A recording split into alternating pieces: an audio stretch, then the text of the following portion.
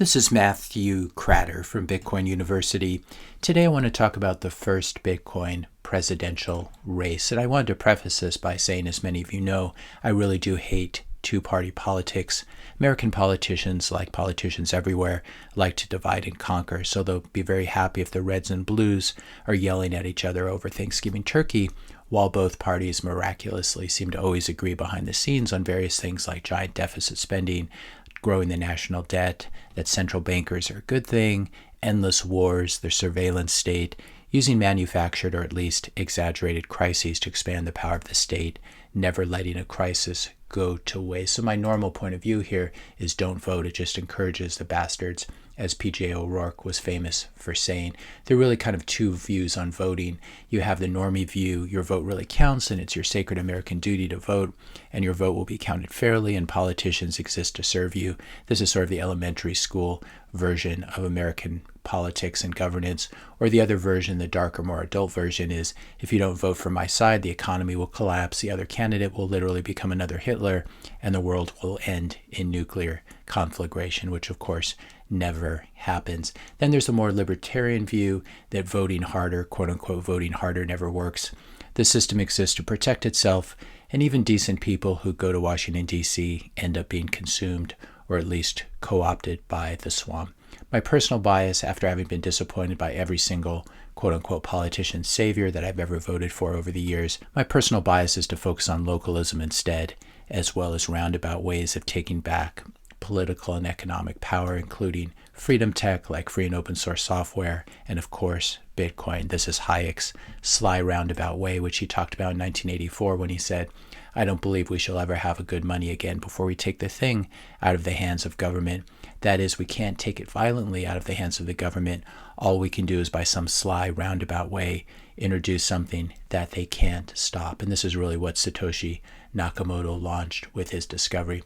So I do really hesitate to bring any two-party politics to this channel. I don't want to recreate the red-blue divide inside of Bitcoin. I think it is bad for the movement. But that being said, I feel that I have to cover it now since a prediction that we've been talking about for years is rapidly becoming reality. Politicians are now beginning, at least in the US, to trip over themselves to cater to Bitcoiners. And yes, of course, to cater to crypto voters as well. It seems to have begun with RFK Jr. last year, who came out and was really talking about Bitcoin in particular and things like censorship and central bankers, etc. And then we have Trump, who a few years ago in this tweet said, "I'm not a fan of Bitcoin and other cryptocurrencies, which are not money and whose value is highly volatile and based on thin air. Unregulated crypto assets can facilitate unlawful behavior," etc. And he's done an about face in this election year. "I'm very positive and open-minded to cryptocurrency companies and all things related to this new and burgeoning industry. Our country must be the leader in the field. There's no second place. Crooked Joe Biden, on the other hand, the worst president in the history of our country, wants it to die a slow and painful death.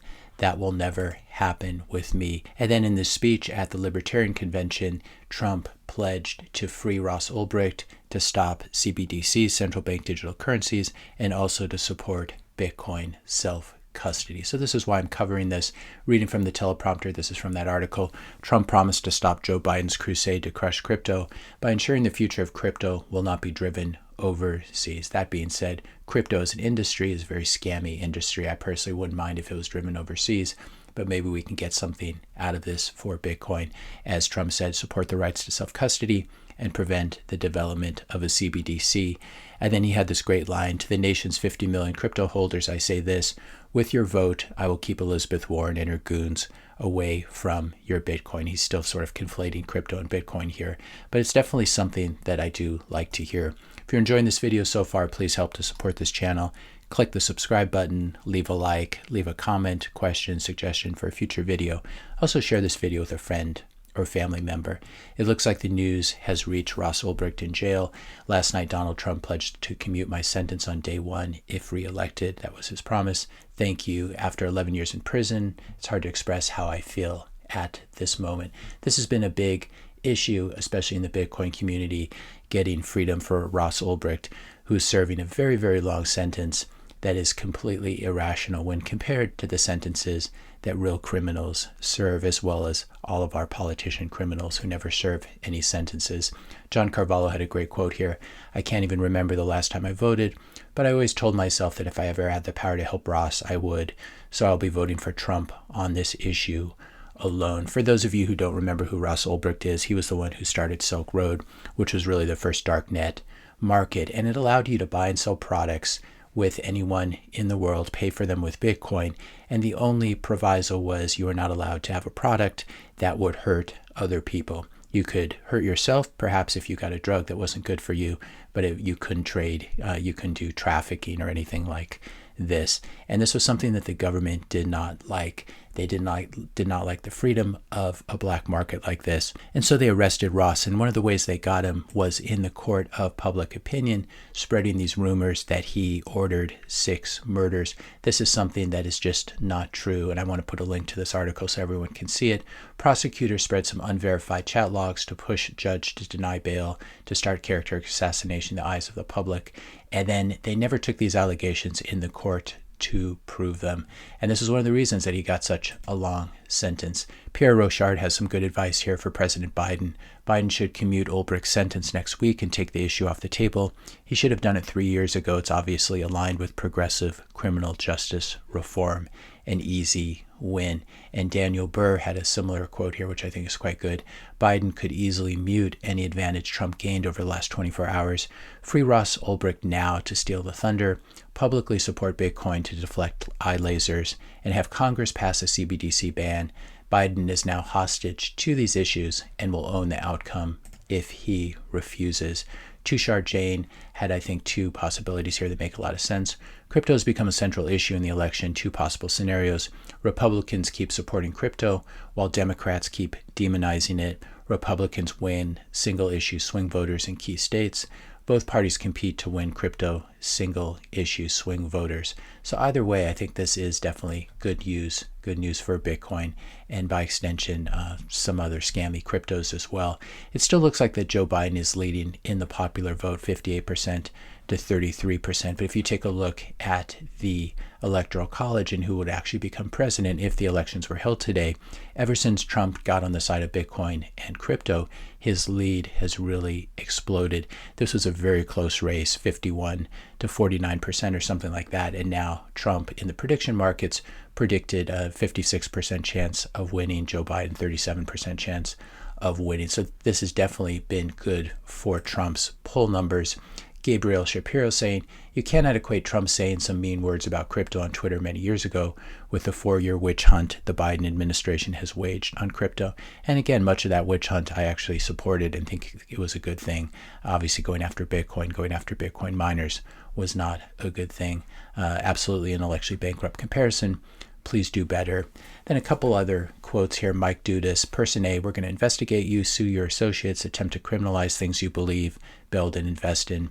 Person B, I will ensure that the future of crypto and the future of Bitcoin will be made in the USA, not driven overseas. I know who I'm supporting.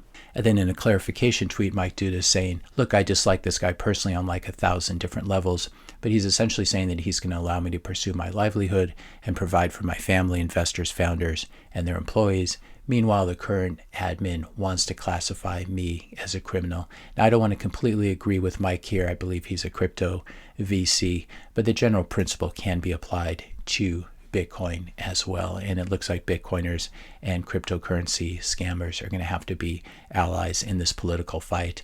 Corey has a great tweet. I'll trade abundant shitcoin scamming for Bitcoin clear sailing any day. Bitcoin will make them all irrelevant over time anyway. The biggest lift of the past 3 years was separating Bitcoin from crypto and the media and the markets. That was achieved in spectacular fashion. So the question, who should you vote for? That's really up to you. I'm still undecided what I'm going to do, whether I'm just going to sit this one out. I'm not under any illusion that my vote matters that much. On the other hand, even if I can't stop endless deficits and endless wars, which will certainly continue under a Trump administration as they have under a Biden administration, even if I can't stop these things, voting for Trump to free Ross might be the first time in a very long time that my vote did anything good for anyone besides another politician. But again, I'm still undecided. we'll see what happens as we get closer to November. The big conclusion here, though, of course, is that the answer to the question, will the U.S. government ban Bitcoin, is a clear and resounding no at this point. And if you hear any normie talk about that, they're just completely out of touch with what's happening in politics. Politicians from all sides will begin to embrace and endorse Bitcoin, especially after having seen Elizabeth Warren's quote-unquote anti-crypto army fall flat on its face. And seeing Elizabeth Warren take the L here is definitely a great joy for many of us. What to watch out for, though, of course, Trump does not appear to be someone who understands Bitcoin at a deep level. I don't know if he even owns any. In the last administration, when he was president, he told Mnuchin to go after Bitcoin, etc. And he really is a fiat billionaire. That being said, he may be better than someone who wants to put Bitcoiners in jail. But here are things to watch out for, especially if Trump were to be reelected.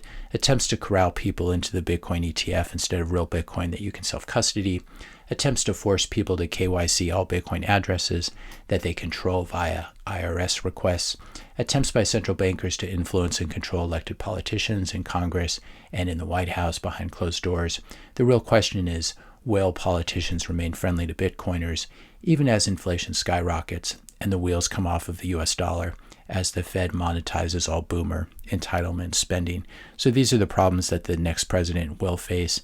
And to be honest, I don't envy anyone who's going to be in office for the next 4 years as we continue to see the deterioration of the US dollar and the US government, the US federal government's financial situation. If you enjoyed this video, be sure to hit the subscribe and like buttons. Hit the notification bell if you want to be notified when I publish my next video. And let me know your questions and comments in the comment section below. Thanks all for watching, and I'll see you in the next video.